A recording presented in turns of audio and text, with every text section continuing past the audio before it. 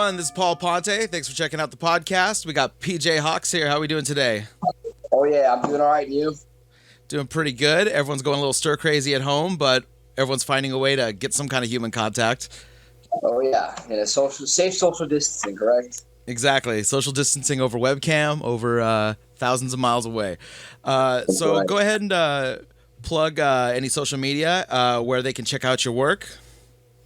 So you can find me at PJ_Hawx at all platforms, or if not, it's just PJ Hawx at Facebook, Twitter, Instagram.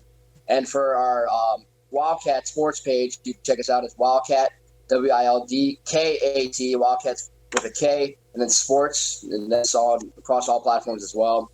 And for Hawks Airy, just HAWX AERIE. Yeah, sorry, had a brain fart. AERIE, and that's, if you want to find us on YouTube, check us out there, or just search us up. We're on the internet. That's where you can find us for our tag team name, me and my old man Luke. Yep. So, how old are we now, PJ?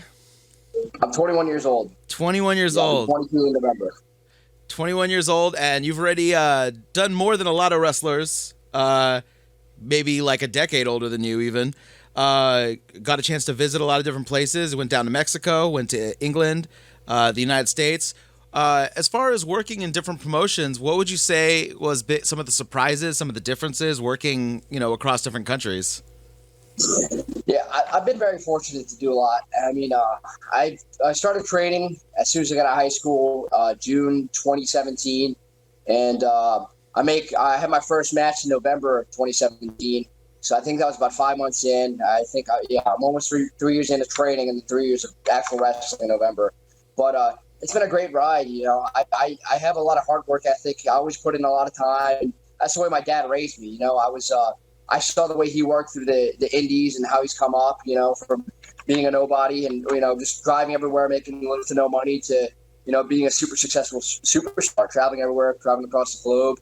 And I take my wrestling ethic from amateur wrestling, too, in high school. I was a 2-time state champion in amateur freestyle Greco, a 3-time state placer. So I just take that work ethic, and I think it's brought me to a lot of success so far. And I've been fortunate enough. I think I've wrestled in 7 states so far. I mean, the East Coast, when I go to North Carolina, we go to Georgia a lot. We go to California, of course, here, Texas for ROW. And Mexico, I went down to Tijuana for the Crash, and I went to England for WAW, I think a year in. It's an amazing experience. I'm learning so much because I'm so young. And my style is very, technique-based. I'm very technical. I like to get in there, get holds, take people down, throw people around. So I'm just picking up everything, Lucha style, when I went down to Mexico, I learned, how to base, how to high fly a little bit, how it's a little bit more quick pace. In England, I learned the British style of training, which is great for me because it just adds to my repertoire. And over here, at least down in the South, we're very story-oriented when we tell matches and stuff like that. So I really like to put everything together and make it make sense and make it meaningful. That's the most important thing for me. But it's just, like I said, I'm almost 3 years in, but I'm still, it's learning. And you're always learning, right? That's how you get better and evolve, and just taking the time to really process everything and enjoying the ride at the same time. Yeah, I find most of the guys that, the guys that, especially on the indie scene or the bigger guys in AEW, WWE right now, they're guys who can take these styles and meld them together to create their own, vision for what kind of athlete they want to be. So you mentioned using, your Greco-Roman style. I saw in the NWA Circle Squared, right in the beginning of the match, you went straight to mat, down to the mat, doing that kind of style. How does that play into the, learning? Obviously there's a lot to learn about ring psychology, but as far as what you're learning now, how do you quantify, putting that together with ring psychology that you learned from, the pro wrestling business? I think it's great because the whole point is you're supposed to take somebody down and pin them, correct? Yeah. I think that's the whole, you're supposed to beat your opponent. And to me, sorry, my bunny, he's been throwing some stuff around, so you'll be hearing him in the background. But it's the whole point of the psychology, right? You're supposed to beat your opponent. And to me, it's great because it's grappling, it's physical, it lets me get in there, and I don't need to necessarily, for a big guy, I could just grab his leg, take him down, go for the ankles instead of, trying to brawl with him, stuff like that. It wouldn't make sense for me to try to fight a big guy. I want to try to take him down, use my speed, my agility to get him off his feet. Same thing with a smaller guy. With me, I'm going to use my height, my size, my leverage to take him down, pick him up, slam him down. And that's why I love incorporating it, And I think for me, it's just learning, because I still want to show the pro wrestling side. I still want to have the flashy side. You know what I mean? You don't want to discredit any of that. That's what it is. It's pro wrestling. It's not just straight amateur wrestling, I do like to show my roots, too, and show that, hey, I can take somebody down. I can throw him. I can suplex him and do all that kind of stuff. But then, add a drop kick here, add a crossbody here, just kind of incorporate the things and mesh well. And I think that's how to have a successful style anyways. You got to be versatile, like you said.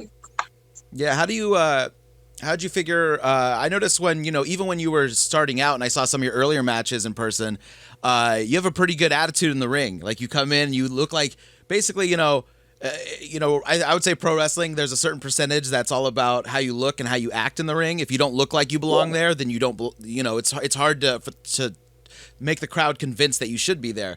So did that come naturally to you, just coming in and making it seem like I belong here? This is what I do.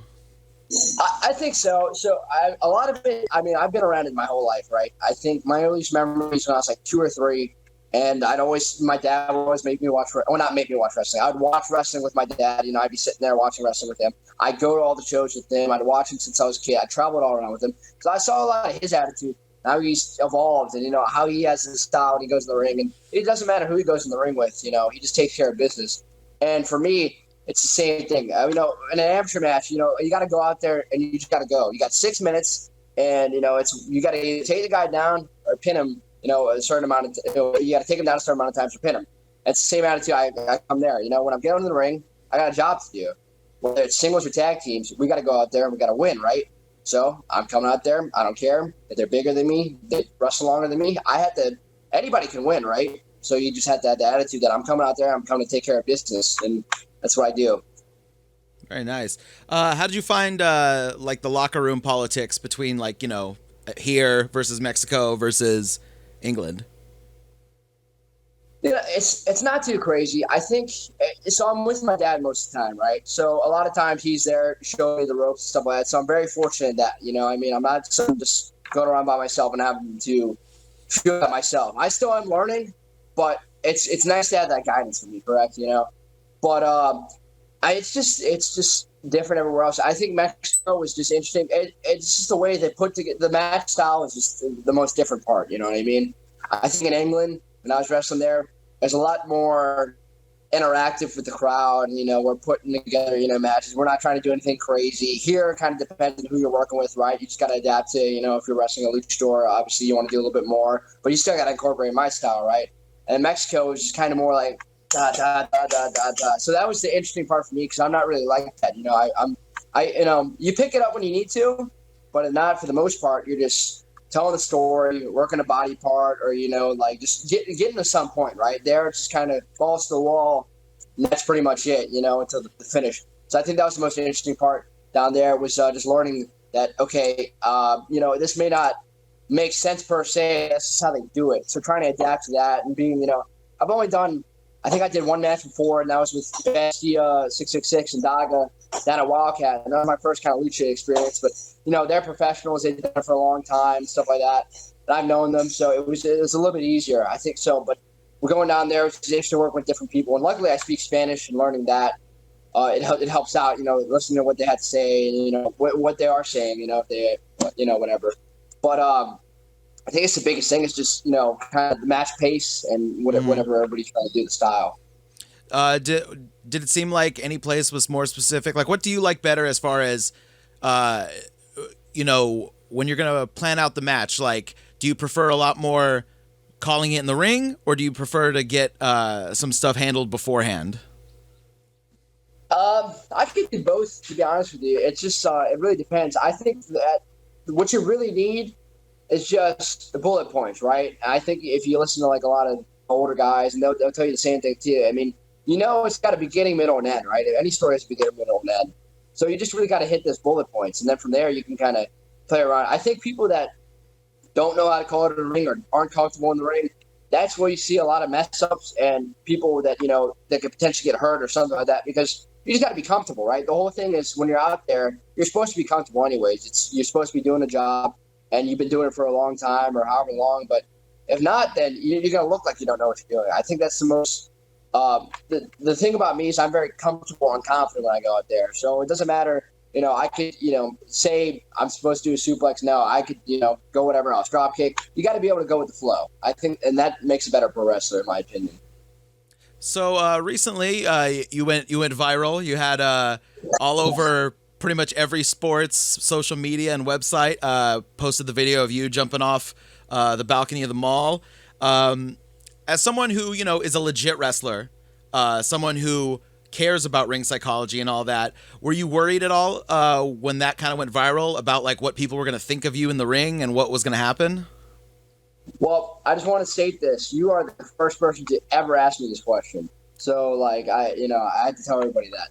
But yes and no. So, I mean, like we said, my dad and I discussed this beforehand. And, I'm like, I think I could jump off that. You know what I mean? I'm pretty sure I can. It doesn't look that far at all because I saw, we saw how far the ring was and stuff. And, it was a little out of my element, because, I'm more ground-based. Like I said, I got 2 top rope moves, and that's a crossbody and an axe handle. Other than that, I don't do anything else from the top rope, and I'm pretty ground-based. So it's, or just throws. So it was interesting for me because I'm like, well, this will get me out of the box. The only thing I didn't expect was how big it got, because everybody's going to have backlash. People can find my chain boring. People would say, oh, that's so boring, you know what I mean? But somebody else could be the greatest thing in the world because it's just, it's wrestling. It just looks real and stuff like that.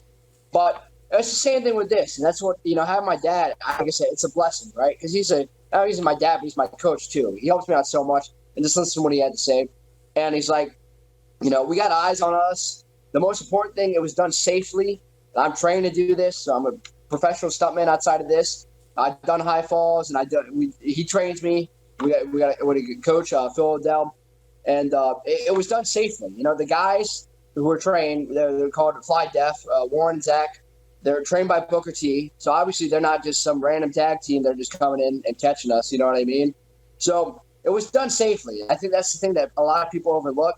And am I regretful of it? No, because it got me out of my element. It got me exposure. It got Wildcat exposure. And that's the most important thing of the day, right? And it's not like I'm going to be doing this every time. It's a one-time thing, and I'm just going back to my style. But when else are you going to see that, though?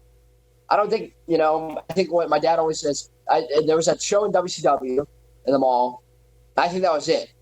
You're never going to see a spectacle like that again. I don't think so. Yeah, and it was one of those things where, like, I felt like on Twitter and everything, I had to, like, since I know your pops and I know you, I felt like I had to constantly, like, butt into people talking about the video and being like, he's a trained stuntman. He knows what he's doing. Stop. Yeah. Like, this isn't some backyard show. These guys are trained. Right.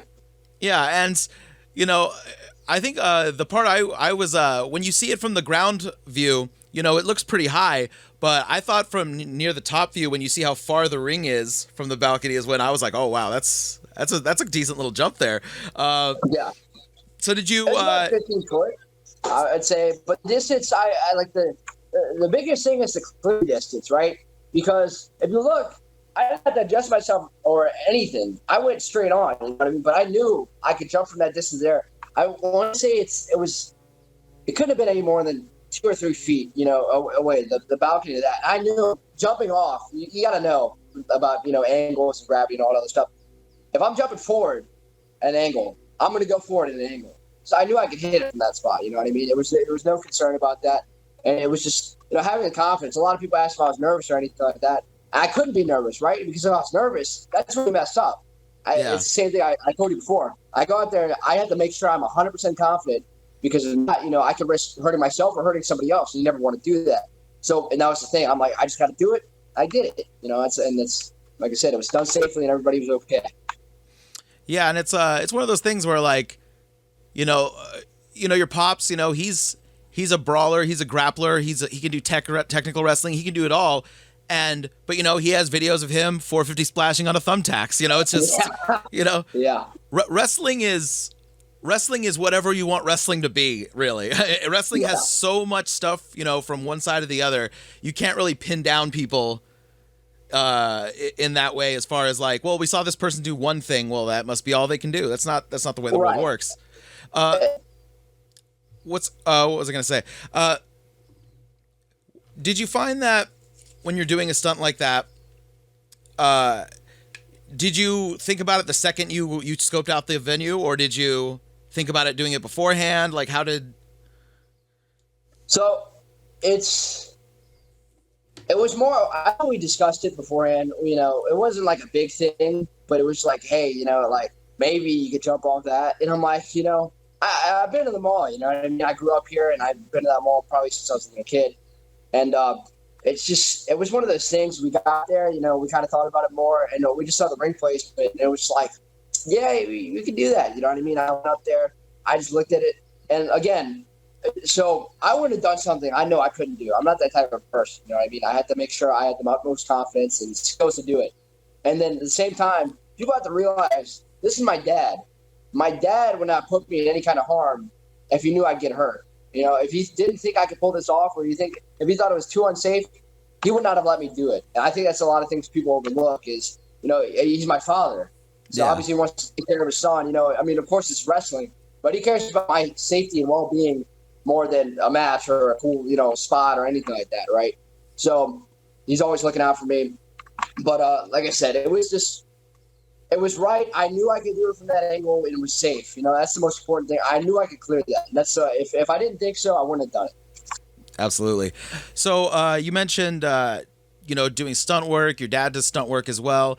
How has that informed anything you've done in the ring, as far as, you know, going and learning how to do stunts? The biggest thing, honestly, is bumps. Just take bumps, because it was a little bit easier to take falls and stuff like that, and kind of learn cameras and stuff. It was simple because, you know, and really I say it's more coachability than anything. The biggest thing I took away from pro wrestling into stunts is, you know, how to fall. But from there, it's just coachability, right? You know, and I've been fortunate enough to do a lot of sports, but with wrestling, you know, if you want to be successful, or in any sport you want to be successful, you have to listen to your coach, right? You have to be able to pick up what they do and do it quick and do it properly and do it repetition plenty of times, stuff like that.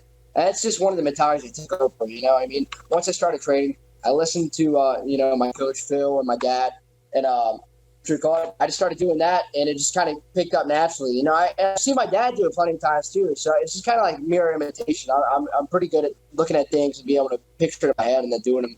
You know, I mean, whether it takes a few times or not, you know, that's just on repetition. But I can pick things up pretty quickly. Nice. So you've been lucky enough to be on shows with some names, quote unquote, in the business. How did you find, you know, meeting these guys that, you know, you see on TV or whatever, and then they're working shows with you? Like, what did you know, any fun experiences, any like surprising interactions, anything like that?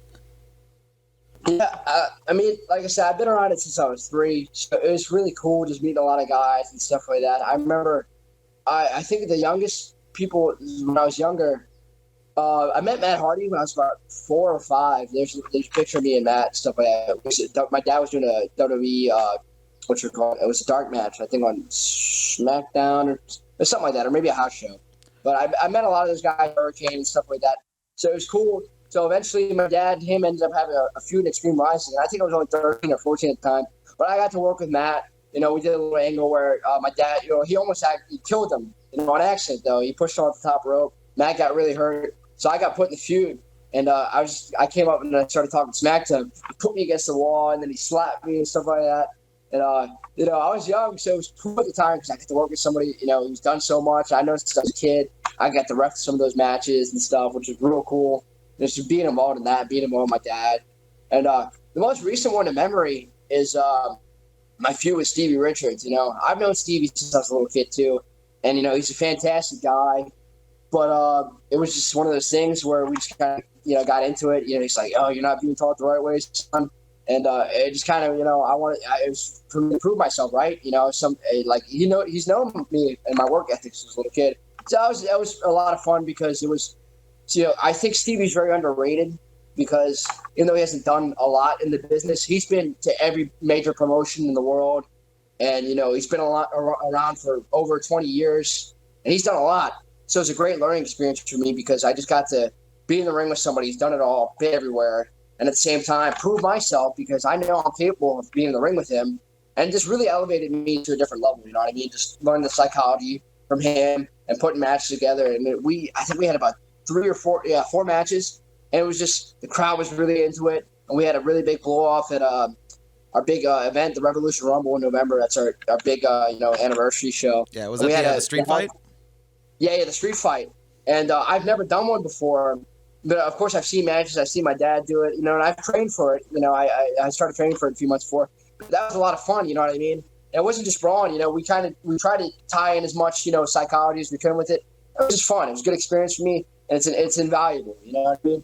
I think one of the biggest things. I'm fortunate enough to work with somebody like that because I think my dad's probably mentioned this before. I think on the podcast he did with you, but it's just. A lot of people, there's not a lot of veterans around in the indie scenes anymore. You know what I mean? They're either, a lot of them are retired, aren't working anymore, or in bigger companies. So to be able to take Stevie and learn from him and learn from what he's done, it's invaluable. You know what I mean? Anytime you get to work with somebody that's done it or been around for a long time, it's a great experience. And, people really need to treasure that and learn from that.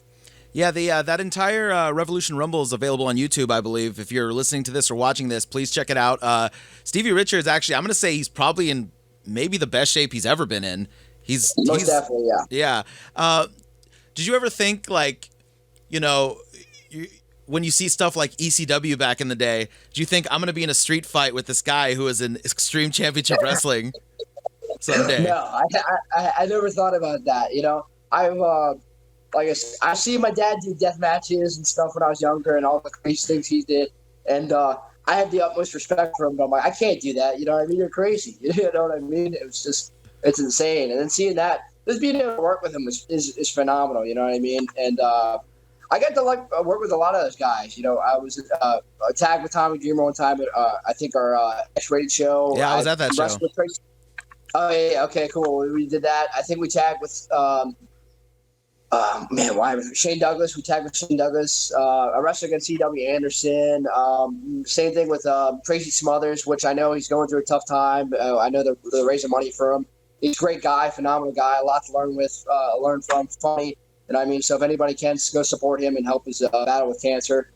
But I'm just very fortunate to learn from those guys and experience them and just listen to them. You know what I mean? It's just, like I said, it's invaluable stories and experience and wisdom from them.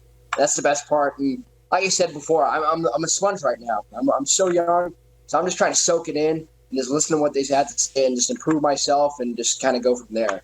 So it's great. So, but like you said, I always knew I was going to be a wrestler, but it's been a great ride so far. I'm very fortunate and very grateful for everything I've done so far. And just got to keep the ball rolling, What's some of the most surprising advice you've gotten from some of these guys? Surprising advice. I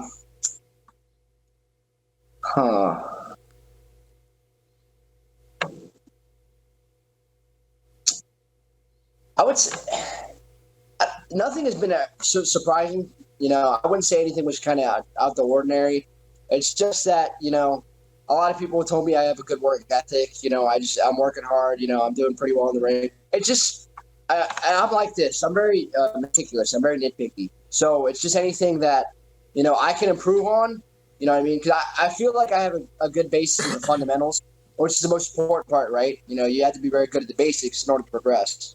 So I try to do all my fundamentals, and from there kind of spice it up, you know what I mean? You're adding stuff. It's a building block, and that's where I'm in the process at, is just building myself, my character, and my in-ring work, and it's just from there, it's just, I'm like, hey, did you see anything particular? And it was just like, oh, well, if you have your headlock like this instead of this, and I'm like, okay, you know what I mean? Like a light bulb goes off. Just very nitpicky things, you know what I mean? That's just that kind of guy I am. You don't want to be a perfectionist in the ring, and it makes you look better anyway. So just kind of stuff like that. It's just a lot of advice where I'm like, it's like they're like, oh, there's nothing wrong. Like, there's nothing. You didn't see anything. Come on, man. Like, you know what I mean? Like, I'm just trying to come on, tell me something wrong so I can improve on it. So. Did you come across any egos, anything that you were kind of like, oh, this is kind of disappointing. This is not really something I'm hugely into. Not to me. And I think I kind of get a good run because I'm my dad's kid, stuff like that. But at the same time, I try to be very respectful, anyways. That's the kind of person I am. I'm always very nice, very polite. So regardless, I think if anybody was like that to me, like it'd be weird too. It's not like I'm coming off across like I'm doing anything wrong either. So, but I mean, no, the wrestling so far, it's been good so far. I haven't really seen anything too crazy. You know what I mean? So at least to my face, you know what I mean. But Yeah. it's pretty good. I've been fortunate. Any interesting fan interactions in any place you've wrestled? Fan interactions. So I got two. There wasn't one. I wasn't there for it, but I think one of the coolest things is when I was in Mexico. It was very cool. So after the match, we won. It was me, my dad. I think me, my dad, and one of the guys from down there. And afterwards, we went towards the back, and there was a ton of fans, a ton of kids, and adults with pens and paper, and they're just trying to get autographs and all that stuff. And they're done it. I'm like, this is my first time here. This is so cool. You know what I mean? Like, it's a very cool experience. You know what I mean? And that's everywhere. But it's different because like there was just so many. Like they wouldn't stop. They just keep coming. They'd ask me questions. You know what I mean? And luckily I could speak Spanish, so I could talk to them and stuff like that. And but it was really cool. I just remember that feeling. I'm like, wow, it's pretty amazing. You know what I mean? It's special. And well, I wasn't at this show. I think I was out of town for something. But at a Wildcat show, a fan actually, our manager was doing such a good job. It was at a special needs show. So I think the guy was special needs. I'm not sure, but he went up and behind our manager and like just grabbed him and started like trying to attack him. And it was so funny, and everybody's just laughing. You know what I mean? Because the guy doesn't really mean harm, and stuff like that. But I think he just got him so riled up. And, like it was just there's a big picture of him like you know what I mean? But it's pretty. I wish I could have been there. That story was just circulating so long, and I think he actually he attacked him the next show again too. He added the place, so it was pretty funny. But yeah. Very nice. What's some when wrestling? Obviously you do it because you love it. It's something that's in your bones. It's in your family. What's like your purest joy when it comes to being in a wrestling match? What's the moment when you're like, this is Nirvana. This is where I want to be right now in this ring. So there's three things for me. I mean, first, I love tagging with my dad. It's one of the greatest experiences in the world. And it's just cool because, like I said, I've grown up around it. It's, I've been around it my whole life. It's in my blood. And it's just cool because, I know how hard he works and he knows how hard I work. And I'm still trying to get to, his level and just improve myself and stuff like that. So it's just great because, as a kid, he was gone a lot of the times. He lived in California and Philly and stuff like that. So I don't see him, I see him a lot, but not as much as, other kids would with their dad and stuff like that. He missed a lot of birthdays and stuff. So it's really cool to get in the ring with him and experience that and just like it's a new chapter in my life. It's kind of like I'm getting what I didn't have when I was a kid. You know what I mean?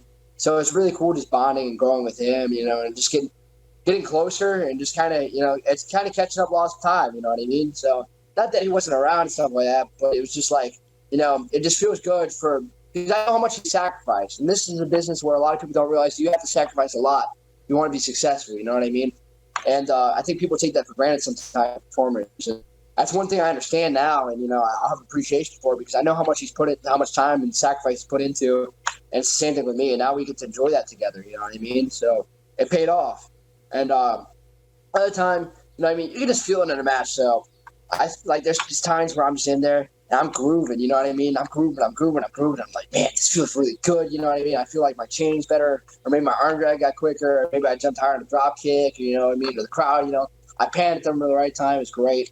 And then the last one, it's weird because I don't really get excited or nervous for a match, which is weird. Everybody, if you don't get excited or nervous for a match, you need to get out this business. But again, it goes back to when I go out there and before, I'm confident and I'm calm because I don't want to be any kind of nervous before I go out there. The crowd doesn't get me nervous. The match doesn't get me nervous. The event doesn't get me nervous. I'm going out there to do my job. But when I come back after, it's the best feeling in the world because I know when I have a good match, I'm like, damn, this was awesome. You know what I mean? I get really excited. I get that rush. And it's one of the greatest feelings in the world. It's just that I don't know why I get it after, but I guess it's just, me. That's my nerves and everything. I was coming back and just be like, good job, good job, BJ. Yeah, maybe it's like because a job has been done. Like you did your work, you did it to the best of your ability, and you thought, okay, like I did the job right now, and that's always a great feeling. So we're gonna go ahead and take this home. I'm sure we got a lot of stuff we got to do, so we're gonna go into some rapid fire stuff real quick. Favorite hold or move that you don't use? Don't use. Oh man. Let's see, the cravat. The cravat is pretty good. You know what I mean? I do it at training, but I don't really do it on shows. So I should probably add that to my repertoire. Thanks for reminding me. Well, there you go. Yeah. What's the worst thing someone can do when they're working with you in a match? I think you right. You know, you don't want to be hurt by anybody. You want to go in there and be safe and stuff like that, or try to take advantage of you. Luckily I had the skills to just amateur wrestle, and I can hold my own if I need to. You know what I mean? So that's the whole reason. One of the reasons, or at least one of the reasons why I did it before. I was always kind of a skinny kid when I was younger and stuff like that, and I wasn't really tough. My dad was like, "Hey, you got to toughen up before you do this." And I'm like, "Okay." I did it. I gained the skills. You know what I mean? And so it's just like, hey, if I need to, I'm gonna take care of myself. But luckily, I've never been in a situation where anybody's tried to physically hurt me. You know what I mean, or do any of that stuff. So I hope that never happens. You know what I mean? But if so, no, I'm ready to take care of myself. There you go. When's the last time you were legitimately surprised by another worker in the ring?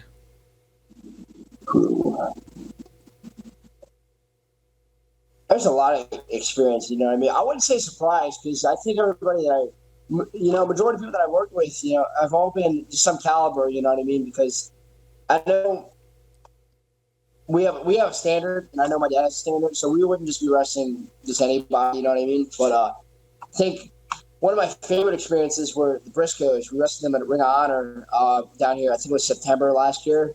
And I know how good they were. But to me, it was one of my favorite tag matches we've ever done. You know what I mean? It was very physical, and it was kind of like proving for myself, because I know these guys are tough, and they've done it all, right? They've won, I think, 11 or 12 tag team championships. So that was, like I said, it wasn't like I was surprised by them, but it was just how good the match was and how great of, competitors they are and stuff like that, and just being in there, that was a lot of fun. And it was a great proving ground for me and stuff like that, and my dad. It was just a good overall match. So I was very happy. I didn't, like I said, I always expected to go well, but to me, that was one of those days I'm like, damn, all right, I got this. This is pretty good, What's the hardest you've laughed at an indie show?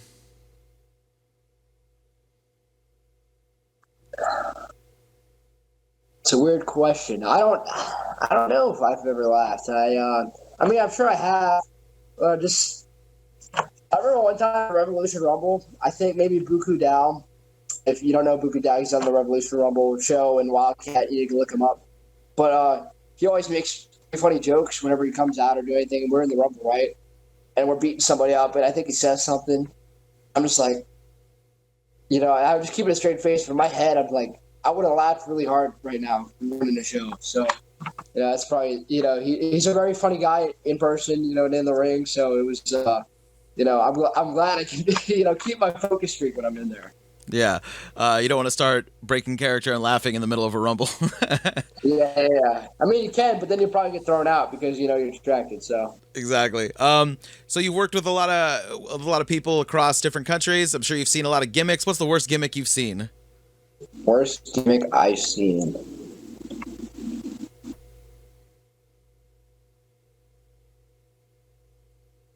No, I don't think I can answer that yet, because I don't think I've seen anybody with too crazy gimmicks. I tell you, a gimmick I love is Sexy Gino. I love. Do you know Sexy Gino or no? Yeah, I've seen him online. Okay, well, Sexy Gino's hilarious. You know what I mean? He comes out. He's this pretty skinny Asian guy. And he comes out with flamboyant, very flashy sweatpants. You know what I mean? And he's got his cat bag when he comes out and he starts dancing and stuff like that. And and he's pretty good in the ring too. You know what I mean? You wouldn't expect it because he just looks like some kind of what is this guy doing dancing? But he's good. I love Sexy Gino. I had my first singles match against him out in California for Bumps and Bruises. So what do we call it? That's a great. It's a funny gimmick. It's a gimmick I love. So I couldn't tell you one that it was terrible, but I can tell you one that I love. Any ideas on if you could pick a gimmick right now that you would do? Not necessarily that you actually want to do, but if you thought, okay, one-off show, no holds barred here. I'm going to wrestle. I'm going to do a singles match. What's the gimmick, a crazy gimmick that I would love to do just to try it, just to have fun with it one time? I think I try to be a luchador, to be honest with you. 'Cause I mean, I can move. I'm pretty quick. You know what I mean? I can do kind of flashy stuff, but of course I just don't do it. You know, but I mean, I've learned everything, right? You know, I mean, I'm still learning. But since I can speak Spanish too, it'd just be fun, right? You know what I mean? Just put on a mask, go out there, you know, and just kind of because that's not me. So it's just like it's something completely different. I think being a luchador would just be pretty fun, just kind of doing that style and being like that. It'd be pretty fun. Very nice. Okay, so go ahead and plug again your social media stuff so that everyone here can check you out. Yeah, it's PJ_Hawx, PJHAWX, or you can find just PJ Hawx. If you want to check out Wildcat Sports, it's Wildcat Sports, WILDKAT, Wildcat with a K. And our tag team name is Hawx Airy, HAWXAERIE. And you can find us on YouTube or match us on YouTube. And I want to say thank you again for having me on the podcast. It's fun talking, you know, just getting our minds off the, you know, what's happening in the world, stuff like that. And hopefully, you know, everybody listening to this will enjoy it and, you know, just get their minds off things. So for people that might not, you know, be too familiar with you, checking you out, what's the one match you'd tell them to go check out right now after they listen to this podcast? Oh, man. It's just this good amount, you know what I mean? If you want Hawx Airy, you can check out anything from Reality of Wrestling. We have some good matches with Fly Death and La Familia and Mysterious Q and Tempo. Just great talent out from Texas and ROW. We have the NWA Circle Squared. We wrestled the Best Kept Secret, and it was kind of a short match, but, you know, it was a pretty good match, you know, kind of showcase a little bit what we can do if you want a quick match, you know. You just kind of – there's some promos and stuff like that, but the match you want to say is like less than 5 minutes. And if you want to see me, you can check out the Revolution Rumble. I think Stevie has our individual match on his page, but check out me versus Stevie Richards and in our hardcore street fight. If not, I think he might have some other matches put up. But and if you have Ring of Honor, check us out versus the Briscoes, because that was just a phenomenal match, hard hitting, fun match. There's more than one, but just to give you all a taste. Absolutely. All right. Thank you very much, PJ. I appreciate it. Yeah, thanks for having me on, Paul. Take care.